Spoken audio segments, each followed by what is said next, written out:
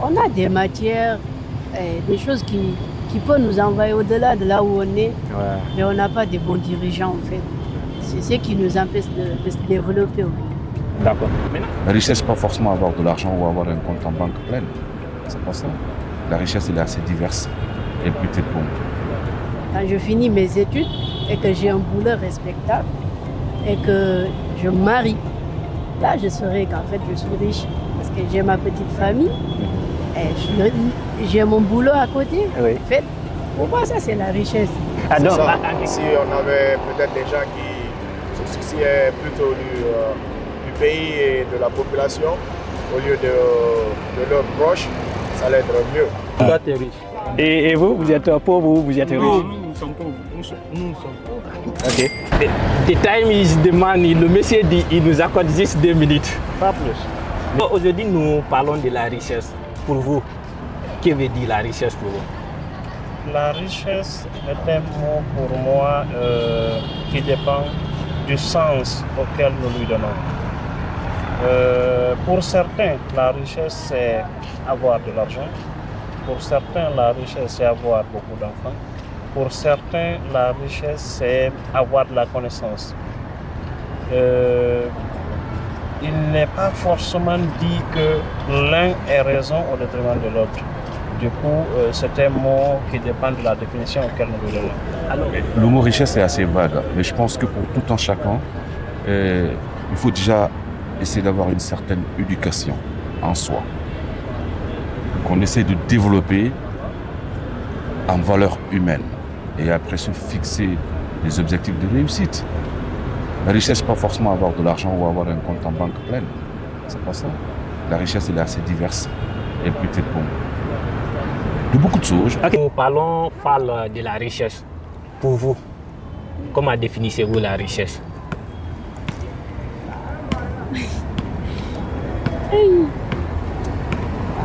Pour moi, la richesse, c'est arriver sur le besoin de sa famille, de soi-même. Quand tu as tout ce que tu veux, la santé, tu n'es pas là en tout cas à manger, tu peux avoir tout ce que tu veux grâce à ton boulot ou à ce que tu fais. Ok. Maintenant, pourquoi c'est quoi la richesse? La richesse. Oui, la richesse. C'est quelqu'un, s'il a voir quelque chose, il partage avec les gens. Même si tu n'es pas là, ce que tu as donné les gens, il va grandir quand même, c'est ce que je voulais dire. Ça ne peut pas que même si tu es à ce place, ça travaille, si tu n'es pas là-bas, ça ne travaille pas, c'est pas richesse. Okay. Tu as compris. Ouais. Même si tu n'es pas là-bas, ça travaille, ça donne, les gens avoir dedans. C'est ça la richesse. Pour moi, c'est bien sûr avoir beaucoup d'argent et se satisfaire. Ok. Et quand vous dites c'est satisfait, c'est-à-dire ça veut dire que ne pas se soucier à nourrir la famille ou bien aider la famille ou les amis et tout quoi. D'accord. Bon, en fait, la question sur la richesse, moi je pense que les avis sont partagés là-dessus, c'est parce que ça dépend de beaucoup de facteurs. Quand on parle de la richesse, il y a la richesse matérielle, il y a aussi psychologique, il y a, en fait, ouais, il y a le matériel, mais également il y a aussi un aspect psychologique. Parce que la richesse, c'est l'ensemble de tous ces facteurs-là. Le matériel, la paix du cœur, et puis voilà, l'environnement. Tout ça là, contribue franchement à la richesse, selon moi, selon ma conception de richesse. Parce qu'on peut être riche matériellement, mais du point de vue psychologique, voilà. Et si l'ensemble de ces éléments psychologiques ne sont pas là, les facultés de maturité, d'expérience et de capacité intellectuelle, si tout ceci ne sont pas réunis, ça va être un blocus pour le développement de la richesse matérielle. Moi, en tout cas, sur la question de la richesse, il faut souvent relativiser. Donc voilà, c'est ma conception. Pour vous, quand est-ce qu'on peut dire que vous êtes riche? Pour moi, lorsqu'on a atteint à un niveau de maturité et avec une stabilité financière, une stabilité financière et puis Désolé, un endroit. Désolé. Ok. Vous allez bien? Bon, j'espère, vous avez vu, on a vraiment des difficultés parce que quand on se bat pour sortir, prendre l'avis de nos compatriotes sur les différentes thématiques, vraiment nous sommes sujets à beaucoup de choses vraiment qui bougent le cœur. Et tout à l'heure, vous allez voir l'interview avec le monsieur Sidibé à peine qui ne s'est pas terminé, a été interrompu ici.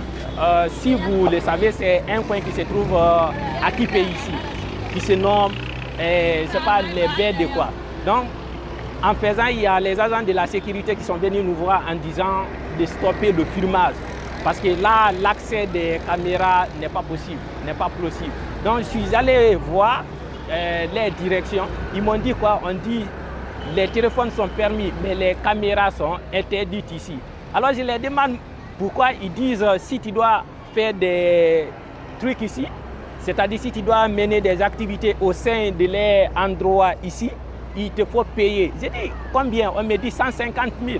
150 000 juste pour des micro-trottoirs, des endroits où je vais prendre juste une seule personne ou deux personnes, on me dit de payer 150 000 pour cela. Donc si l'État a construit ces endroits juste pour des passages ou faire des images ou des vidéos avec sa caméra ici, il faut payer. Je pense que ce n'est pas quelque chose de cool. C'est pas quelque chose de cool parce que ces endroits pareils, nous pensons que si ils sont créés, bon, venir faire des images, ça ne devrait pas être interdit. Je suis vraiment choqué et sidéré par ce qui vient de se passer. Allez, on continue. Ok, maintenant pour vous, quand est-ce qu'on pourrait dire que vous êtes riche? Peut-être que quand on a un compte en banque assez riche, mais pour moi, c'est pas ça le plus important. Voilà. Maintenant pour vous particulièrement, oui, quand est-ce? C'est quand on est bien épanoui.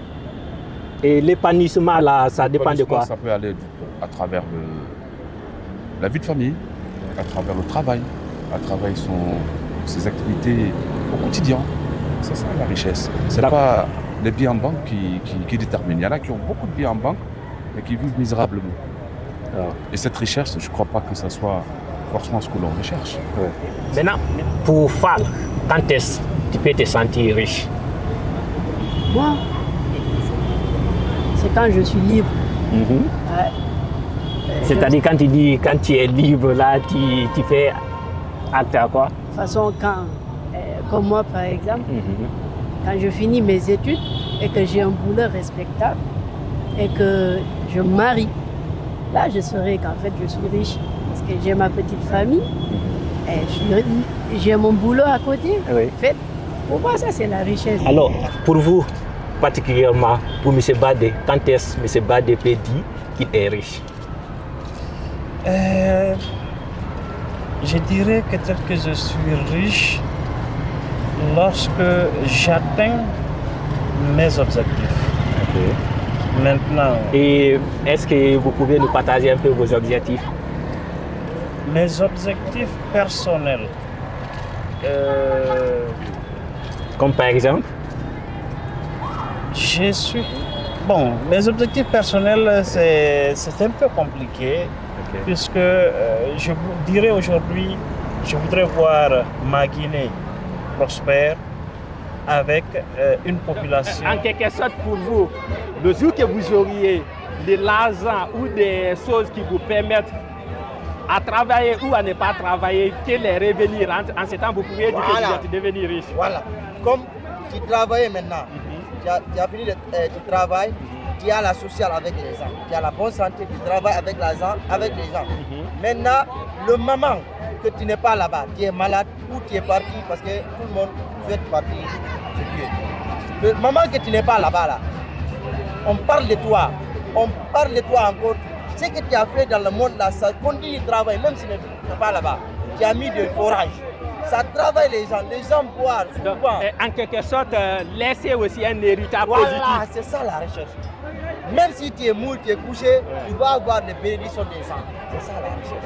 Maintenant pour vous, quand est-ce qu'on peut dire que vous êtes riche?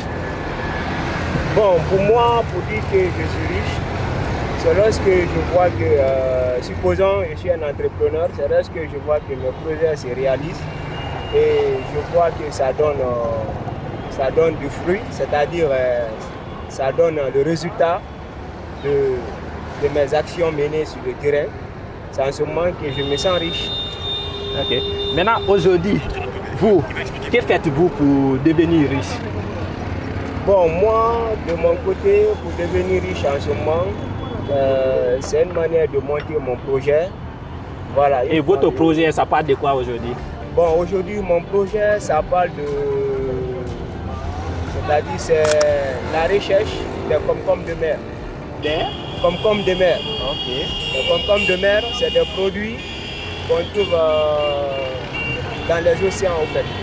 C'est comme un peu la pêche des poissons, mais c'est différent de la pêche des poissons. Parce que les concombre de mer, c'est des produits qui permettent de soigner les cancers du sein. Vous comprenez? Donc moi, c'est ça mon projet phare actuellement. Et je suis toujours en train de m'implanter en Guinée, parce que déjà en Guinée, ce projet-là n'existe pas. Et je suis le premier exportateur de concombre de mer en Guinée. Wow. Ah, c'est un bon projet, parce que déjà on voit que ça contribue à la santé. Effectivement, ça contribue à la santé. Et ces concombre de mer, plus souvent aussi, on les utilise pour les fils d'opération. Vous êtes pauvre ou vous êtes riche? Nous sommes riches. Toi, tu es riche. Oui. Toi, tu es riche. Et vous êtes pauvre ou vous êtes riche? Non, nous sommes pauvres. Nous sommes pauvres. Ok. Alors, d'abord pour toi, qu'est-ce que signifie la richesse? Qu'est-ce que signifie la richesse? Non. Quand même ça, je ne connais pas. Ok. Alors pourquoi tu dis que tu es riche? Tu sais, si quelqu'un est riche, est-ce que vous avez compris? Oh. Ok, allez-y, tu parles pulaar? Oui, ok, allez-y, si tu peux parler en pulaar. Ah, ok. Vous avez compris? On fait mal. C'est un boss, est-ce qu'on fait? On doit calmer quoi. Ok.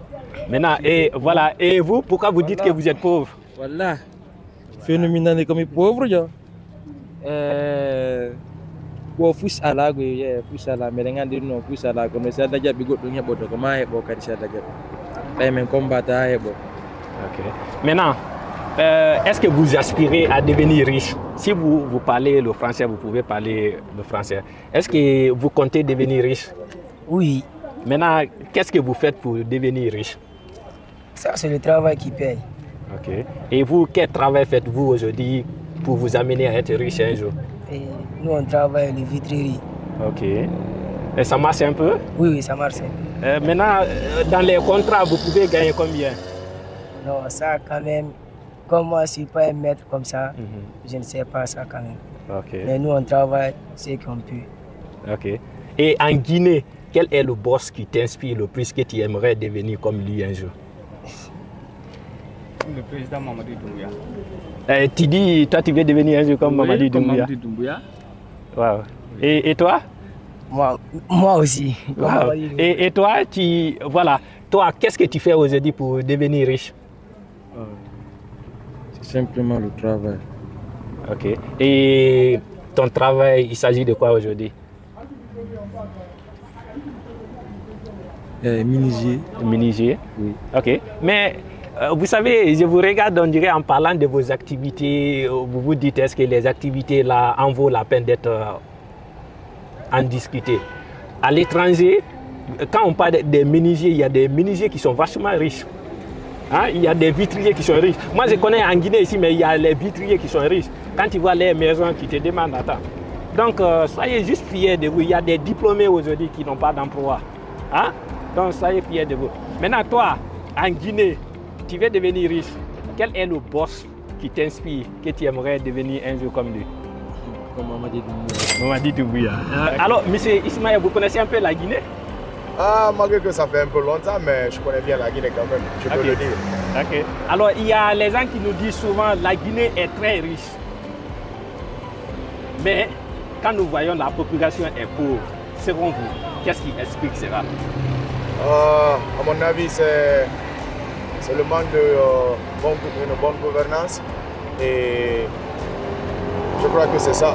Si on avait peut-être des gens qui se souciaient plutôt du pays et de la population au lieu de leurs proches, ça allait être mieux. Okay. En même temps, c'est l'avant-dernière question. On le dit le plus souvent, la Guinée est un pays vachement riche. Cependant, la population est pauvre. Selon vous, qu'est-ce qui explique qu'un pays soit riche et que sa population soit pauvre? C'est parce que sa population est pauvre mentalement. Vous voulez dire c'est parce que les Guinéens sont pauvres mentalement, c'est ce qui les maintient dans la pauvreté? Exactement, c'est parce que nous sommes pauvres mentalement, c'est ce qui nous maintient dans cette pauvreté. Question. Okay. On nous dit le plus souvent que la Guinée est un pays riche. Cependant, sa population est pauvre. Selon vous, qu'est-ce qui explique ces faits? La Guinée est un pays riche, est-ce que les gens et que la population est assez pauvre? Oui. Je ne sais pas, qu'est-ce que... Bon, la Guinée reste de toute façon riche. Ce qui veut dire que nous devrions travailler davantage sur les ressources humaines. Parce que l'exploitation de notre richesse dépendra de la qualité de nos ressources. Et la Guinée est en train de développer une meilleure qualité de ressources. Donc, en quelque sorte, vous n'avez pas besoin d'avoir un compte bancaire plein, gagné? C'est pas obligatoire. Okay. Je peux être riche sans avoir un compte bancaire. Ouais. Ok. Vous connaissez un peu la Guinée? Pas tellement, mais un tout petit peu. Un tout petit peu. Vous êtes guinéenne? Ouais. Ok. Maintenant, alors, on nous dit le plus souvent, la Guinée est un pays riche. Ça sent que la population est pauvre. Pour vous, qu'est-ce qui explique cela? La Guinée est un pays riche. Ça, on veut dire, du sous-sol et du sol, ses ressources minières, et ainsi de suite, quoi. Maintenant, pour vous, qu'est-ce qui fait en sorte qu'un pays devienne riche à travers toutes ces ressources, qu'elles soient minières, énergétiques, et que la population soit pauvre? Bon, en fait, ça, c'est aux dirigeants qui ne savent pas comment l'utiliser, au fait. Okay. C'est pas parce qu'on est pauvre, mais on est ultra riche. Si on dit que la Guinée est château de l'humanité. Oui, de l'Afrique de l'Ouest. Voilà. Ouais. Pour vous, on dit que notre pays est riche, que la Guinée est riche, mais la population est pauvre. Qu'est-ce qui fait cela? Ce qui fait ça, c'est la mentalité de la population et les grands intellectuels de Guinée. Leur mentalité est pauvre. C'est à cause de ça, les Guinéens sont pauvres, mais le pays est riche. Comme quoi, aujourd'hui, tu vas voir un ministre ici en Guinée.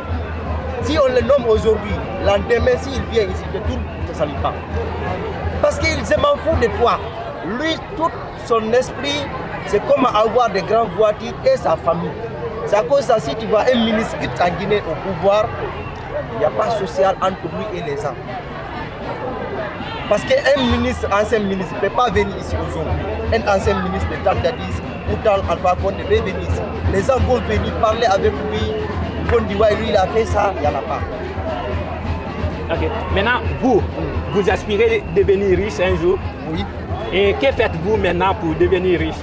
Pour devenir riche, c'est travailler dur, ce qui me permet d'avoir un peu. Si j'ai avoir un peu, je partage avec les gens. Ok. Là, maintenant, étant jeune aujourd'hui, nous savons aujourd'hui que la population guinéenne est composée de plus de jeunes aussi. Pour vous, quels sont les éléments qui aident les gens à devenir riches aujourd'hui? Pour moi, je vois déjà qu'il y a beaucoup de jeunes qui commencent à devenir des entrepreneurs et qui commencent à développer leur propre société et nous trouver des moyens pour s'en sortir. Et ça, c'est bon. Ok, ça, c'est bon. Ok, ça c'est bon. Maintenant, déjà, on va parler d'un sujet, si ce n'est pas tabou. Monsieur Ismaël, oui. Vous avez combien dans votre compte en banque aujourd'hui? Aïe. Il va falloir que je regarde. Ok, si l'argent n'est pas un tabou pour vous. J'ai plusieurs comptes bancaires, donc. Ok.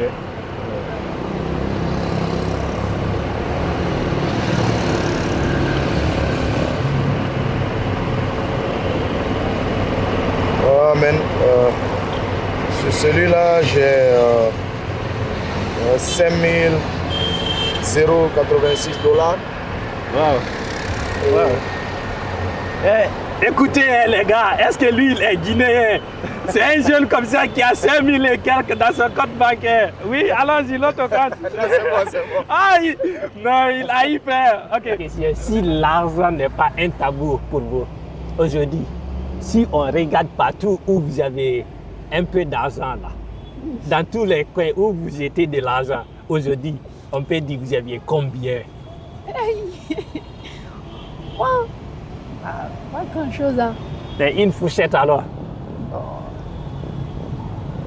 C'est petit. Oui, allez-y. C'est privé pour moi. Si l'argent n'est pas un tabou pour vous, vous aviez combien aujourd'hui sur votre compte bancaire? Mais sur mon compte bancaire, il n'y en a pas beaucoup. Combien? Une fourchette alors? Il y en a très peu.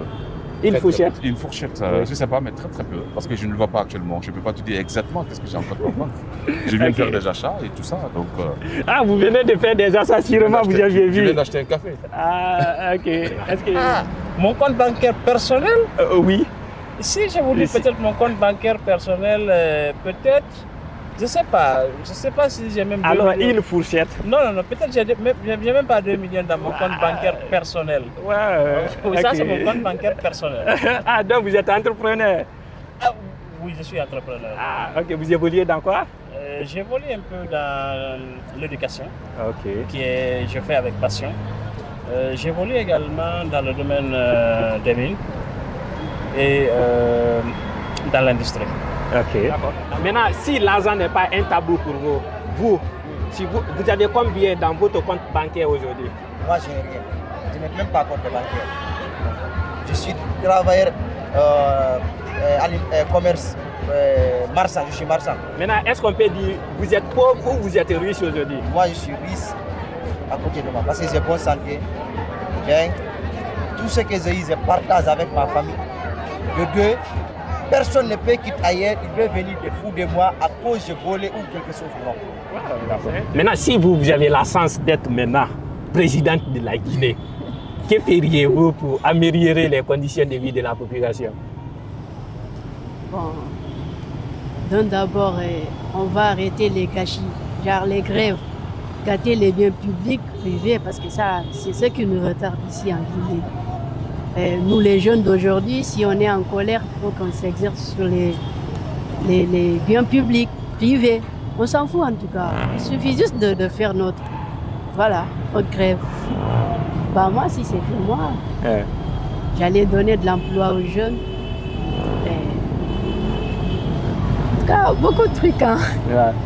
Ok. Maintenant, si par exemple, vous étiez président de la République de Guinée, que feriez-vous pour améliorer les conditions de vie de la population guinéenne? Déjà, comme on est en bordure de route, je crois l'une des choses à faire déjà est de mettre des lignes au milieu pour que les gens circulent bien et que les gens ne débordent pas parce que ça cause beaucoup d'accidents. Tout ça, ça peut aider peut-être essayer de décentraliser le gouvernement parce que tout le monde le matin se dirige vers la ville et le soir ça remonte, donc il y a beaucoup de bouchons. Mais si c'était autrement, c'est éparpillé, c'était mieux. D'accord. Si vous avez la chance d'être président de la Guinée, que feriez-vous pour aider la population à sortir de la pauvreté? La premièrement, c'est appel. Tous les postes que tu nommes les gens, fais appel à la candidature. Comme Premier ministre, tu peux nommer un Premier ministre. Tu demandes avis les gens. Parce que moi, je vais voir quelqu'un qui ne me connaît pas, qui sait sa moralité. Voilà, sa moralité. Tu sais, la personne qui travaille, c'est depuis enfance. Il va avoir la morale pour travailler. Tu vas voir quelqu'un qui est intellectuel, mais il est paresseux. Il a envie d'avoir de l'argent, partir dans les hôtels, cacher l'argent, avoir des filles. C'est ça ton esprit. Est-ce que tu as compris? Il y a des gens, intéressant. Mais si tu appelles à la candidature, il y a des gens qui connaissent. Si tu veux choisir les gens intellectuels, ils vont faire leurs tests. Compétents. Si tu finis les gens, ils demandent avis des gens. D'accord. Okay. Maintenant, pour les jeunes qui vous regardent, est-ce que vous avez des conseils à les prodiguer qui les aideraient à sortir de la pauvreté et à être riches un jour? D'abord, comme je l'ai dit encore, la richesse, c'est un mot qui dépend du sens auquel nous lui donnons. D'accord. Maintenant, pour la jeunesse guinéenne aujourd'hui, ce que je vais leur dire, c'est d'abord de se cultiver. Lorsqu'on est cultivé, on comprend mieux, on sait mieux où on veut aller. Lorsque nous savons où nous voulons aller, je pense que c'est à moitié gagné dans le cadre de nos objectifs. D'accord. Axé sur des conseils à prodiguer à des jeunes qui aspirent à améliorer les conditions de vie et peut-être devenir riches un jour, quels seraient ces conseils? En fait, si on veut améliorer sa condition de vie pour être riche, je ne crois pas que ça soit la meilleure solution. Il faut déjà chercher à être épanoui dans ce qu'on en fait. Il faut déjà avoir des objectivités. Et l'atteinte de l'objectivité ne veut pas dire qu'il faut être forcément riche. On se fixe tous des objectifs, des réussites, mais pas de l'atteinte de richesse. Donc, soyons persévérants, bossons, bossons et bossons. Ok. Si okay. Est-ce que vous avez un dernier mot? Moi, je dis aux jeunes de redoubler d'efforts, surtout nous les filles, et d'étudier, d'essayer de rester sur le droit chemin et d'éviter trop les garçons.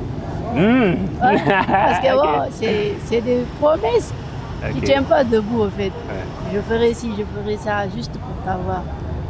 Je dirais aussi aux jeunes de redoubler d'efforts, d'essayer de s'en sortir. C'est pas toujours facile, mais si on se bat, on pourrait s'en sortir. C'est intéressant. Est-ce que vous avez un dernier mot? Je appelle les gens, surtout les Guinéens, être patriotes, aimons la Guinée, travaillons pour nous.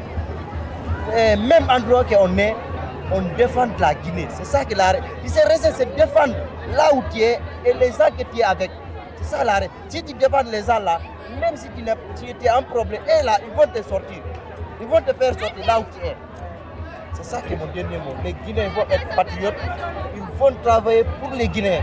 Ils vont défendre l'intérêt de la Guinée. Merci beaucoup. Merci. Alors, est-ce que M. Badé a un dernier mot?